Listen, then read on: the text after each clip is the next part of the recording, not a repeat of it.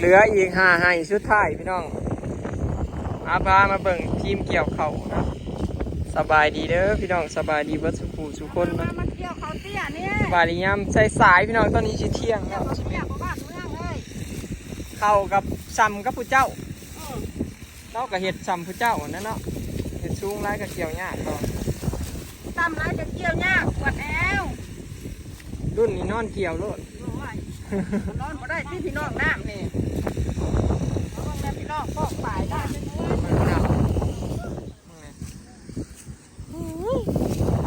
นั่นแล้วเจ้าของหน้าน่ะบอกให้เกี่ยวมือน่ะกับบอกเกี่ยวย่านแต่ผล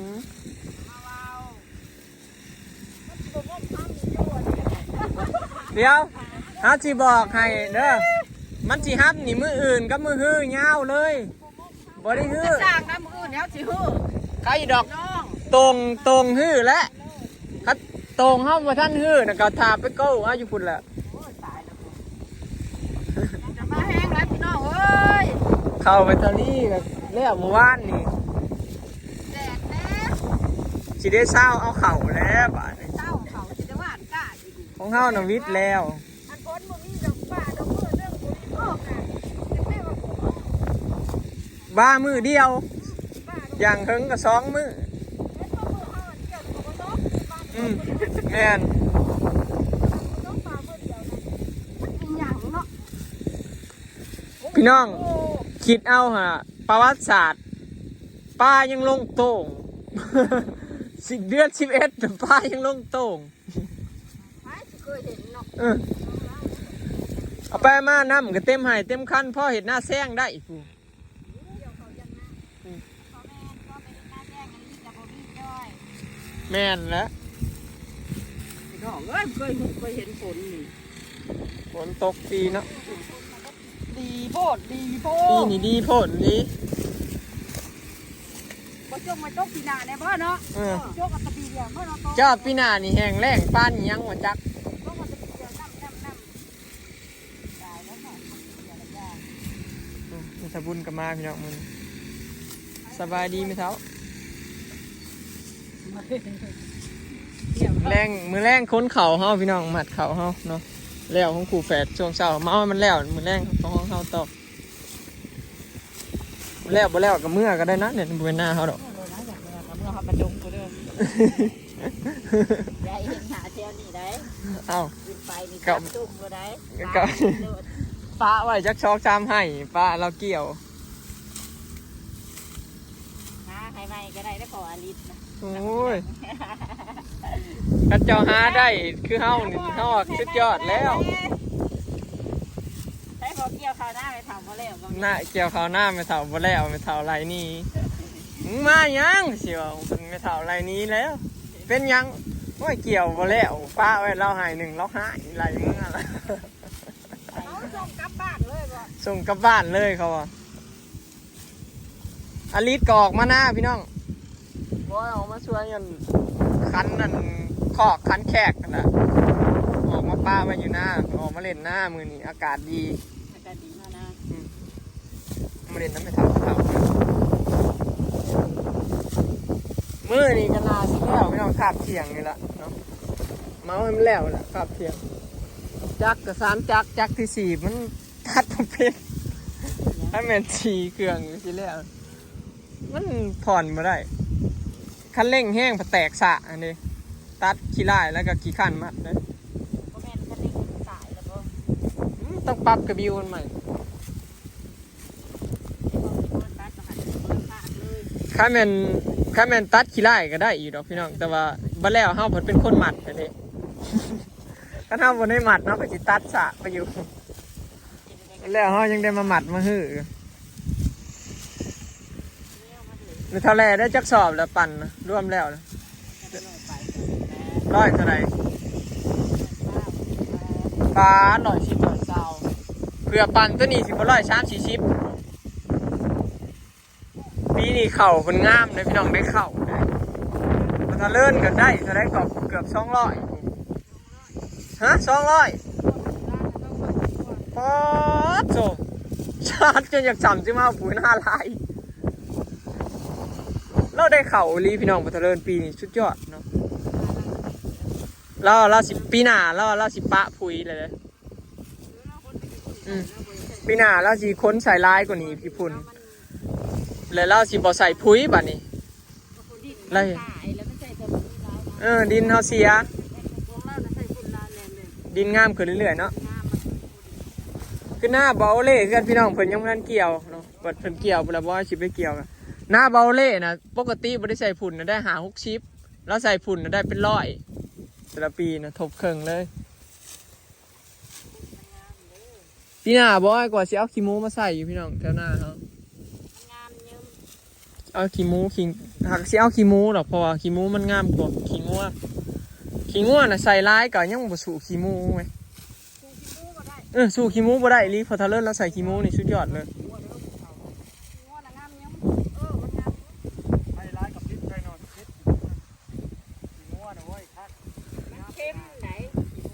บ่บัดขี้งัวบัดใส่พวกลายๆนึงคนจนเมื่อยกับแบบ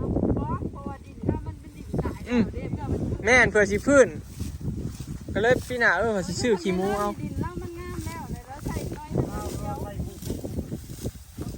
ปีหน้าเราสิป้าพุ้ยไปเลยเด้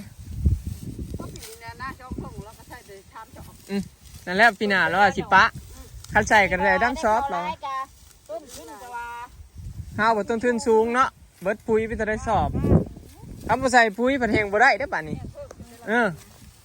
เงินก็เพิ่มพี่น้องคลิปบ้านนี้เขาใส่ปุ๋ยบ่พ่อเขาใส่ฝุ่นเพิ่มอีกมันก็เพิ่มต้นทุนอีกได้พี่น้องเอาไปมาฝุ่นนี่ก็แพงกันเด้สอบละ30ฝุ่นขี้หมูนะเขามาส่งในพร้อมนะ30 บาทต่อกระสอบคันเฮาไปชวนเอาเองนะใช้20 หรือ20 บาทนี่แหละนี่สิแล้วเลยเด้เหลืออีก3 ไหชุดท้ายบ่พี่น้องเดี๋ยวสิเมาให้มันแล้ว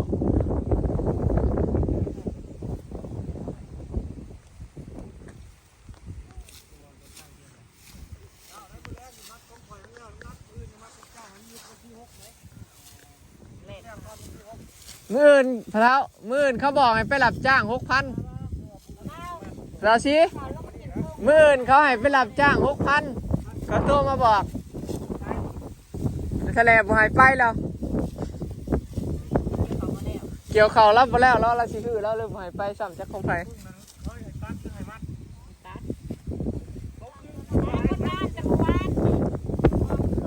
ลมเย็นว้อยพี่น้อง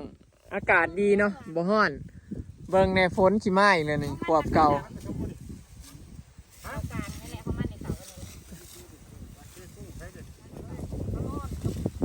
นี่แหละพี่น้องเนาะซอยกันหลายคนเหลืออีก3 ไหชุดท้ายแล้วครับเที่ยงนี่แหละทีมเฮากับเบรกซะก่อนพี่น้องใส่น้ำมันแต่ละเครื่องแล้วอยู่ดอกมือนี้เดี๋ยวไปใส่ซอกที่ให้อ้ายได้ควันแตกมือนะเร่งมาอยากขึ้นเร่งน่ะถนัดไปใส่น้ำมันซอกที่ควันแตกออกนี่เป็นไงโอ้ยตายแล้วตัดมาแล้วแท้ๆมันควันแตกเอาละครับมาใส่ร้ายมันเหี้ย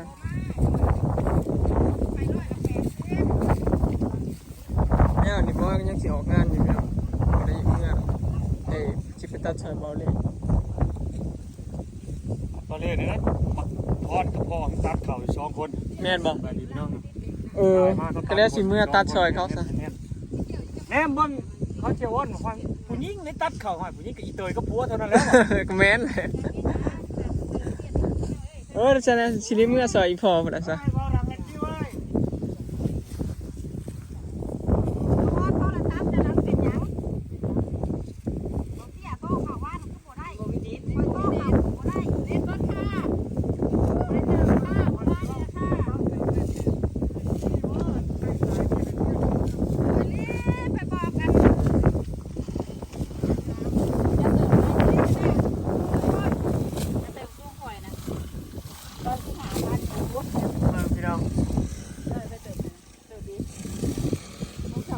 เขาเล่าเตี้ยเด้แต่ว่าเม็ดเขานะงามคือ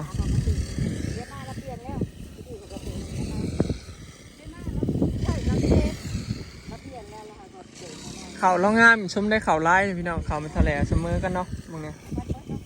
งามเลยพี่น้องจำนี้ถือว่างามเลย หาแล้วเราก็ให้คอยมีเติมห้องเราใช่รักเจ๊แต่ว่าเราเติม เขาห้างบ่งามปีนี้ เราเปลี่ยนแล้วเราหาหนังเราใส่รักเก่าแล้วเราซื้อโทรศัพท์ใหม่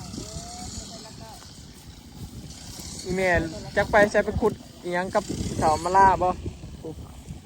200เอาลูกพี่น้องเปลี่ยนอีเมลเปลี่ยนกันเอาจองไม่ลูกเพิ่น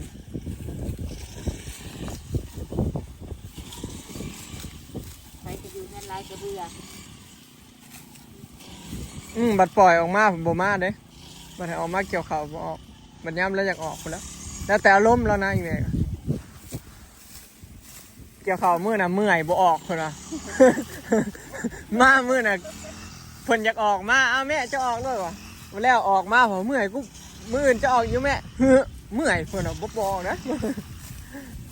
บ่ได้เห็น โอ้ยเนาะอายุกระไรเลย บ่ได้เฮ็ดเวียกแบบนี้เทิงเด้เป็นเอาแต่ลานแล้วก็เมื่อย ไปหาผู้น้อย ปีหน้าก็สิไข่แน่ลูกใหญ่ เขาพบคนแห้งเลยค่ะ ปีนี้นะเฮาเมื่อยบ่ได้เมื่อยย้อนหยังเด้พี่น้องเมื่อยย้อนปบฝนแบบว่าเฮาเกี่ยวข้าวก็เฮาแบบเฮ็ดแพ้แห้งเด้เฮาเฮ็ดบ่ได้ก็บ่ายจังกินข้าวจังซี่นะมันเมื่อยน้ำแนวนั้นแหละพี่น้องมันสอน้ำฝนนี่แหละคันเฮาบ่เฮ็ดแนวนั้นเป็นฝนทำ คือข้าวเป็นทะเลมื้อน่ะไข่เฮาฮื้อจนบ่ายโมง2โมงจะได้กินข้าวย้อนว่าหนีฝนนั่นแหละมื้อน้ำแตกแกงนะพี่น้องดีแต่ว่าปั่นข้าวแล้วพอดีคนแล้วพอดีคนข้าวแล้วเพราะว่าพ้นมาแตกแกง ว่าพวกปั้นมันยังค่ายุรัดจิวมาให้กับฉันโอ้ยห้ามกองเขาคนที่ เอาของพอทะเลินน่ะเนี่ยเฮายังบอกกับบ่ปั่นเด้อคันยามมื้อแรงน่ะแล้วก็บ่ปั่นบัดนี้คันแม่นปั่นน่ะก็เสร็จอีกพอฝนมันมาขวบเก่าเนี่ยพี่น้องมันมาแต่ช่วงย่ำบ่ายโมงนี่เชียบ่ายโมง2โมง เอาเลยบ่ได้พักก่อนได้ไหม เฮาเราไม่ได้พักผ่อนเด้มันมาช่วงแบบพอดีกระเทินนะถ้าเป็นมาประมาณ3โมงยังว่าเฮากินข้าวเที่ยงแล้วเฮาลงรถจังซี่นะอันนี้เฮาก็บ่ทวงบ่ทันเลยเฮาก็เลยนำมันแล้วซะนะ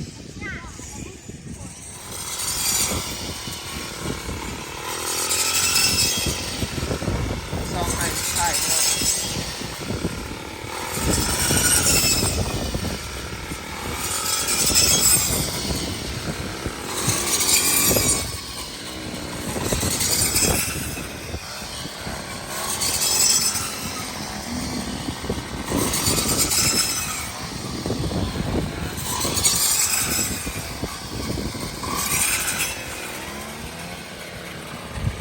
เปิดของภาษาซีไม่เอาเหลืออีก2ให้แล้วเลี้ยงกัน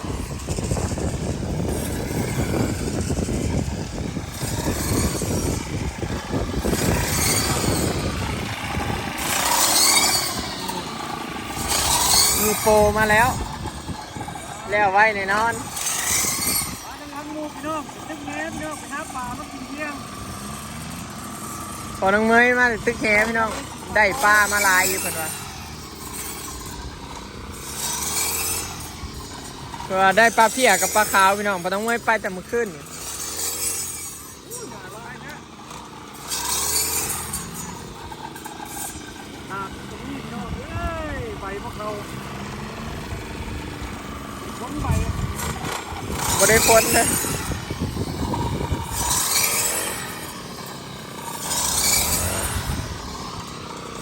นี่แหละพี่น้องเนาะญาติพี่น้องซอยกันหลายคนกันแล้ว เดี๋ยวเร่งตัดก่อนพี่น้องยังเหลือ2ให้สุดท้ายเนาะเดี๋ยวเร่งตัดเขา